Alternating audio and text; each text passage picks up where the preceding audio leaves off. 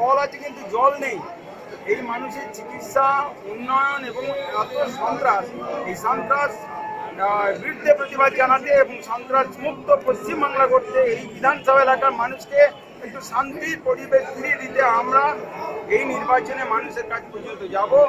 আমি অনেক বছর ধরে দেখেছি, অনেক গ্রামে গিয়ে দেখেছি গরিব মানুষ এখন সেই গরিবই হয়ে রয়েছে। তাদের খাবার পঞ্চায়েতি ব্যবস্থার মধ্যে দিয়ে সিপিএমের আমলে খেয়েছে, তৃণমূলের আমলেও খাচ্ছে। সেই মানুষগুলো শুধু বলছে আমরা ইন্দিরা আবাস যোজনা পাইনি, আমাদের বিপিএল নাম নেই, আমাদের বার্ধক্য ভাতা বিধবা ভাতা হচ্ছে না। বারবার রাজনৈতিক দলগুলো এসেছে আর বলেছে আমাদের কিছু করে দেয়নি। আমি বলেছি প্রতিশ্রুতি দিচ্ছি না, আপনারা অন্তত প্রতিবাদ জানান, বিজেপিকে সমর্থন করুন।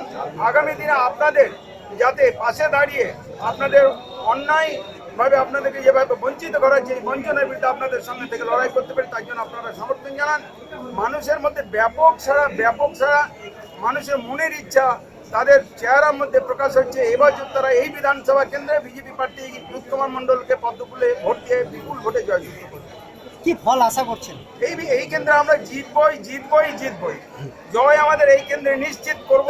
এই কেন্দ্রে এই জন্যই বিধানসভার প্রার্থী হিসেবে আমাকে কেন্দ্র মনোনীত করেছে এবং এখানে জয় নিয়ে কেন্দ্রের নেতৃত্বকে আমি প্রমাণ করব বীরভূম জেলা দুধ কুমার মণ্ডলের আজকে গুরুত্ব কতটা বেশি।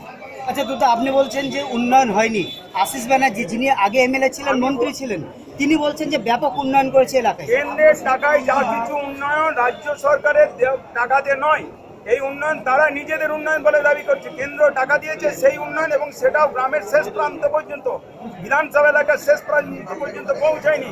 বিধানসভার এই কেন্দ্রের বিধায়ক তিনি নির্বাচনে প্রার্থী হয়ে আজকে সেখানে গ্রামে আজকে যেতে সাহস পাচ্ছেন না। কেন? গত বিধানসভা নির্বাচনে দাঁড়ানোর আগে অনেক প্রতিশ্রুতি দিয়েছিলেন, সেখানে তারা আজকে যাওয়ার সাহস দেখাচ্ছে না। আমি সেই গ্রামগুলো গেছি, সেই গ্রামের আদিবাসী ভাইদের এলাকাগুলো ঘুরে দেখেছি, তাদের ঘরের চাল নেই, চুলো নেই, তারা আজকে এত অসহায় অবস্থায় সেখানে দিন কাটাচ্ছে।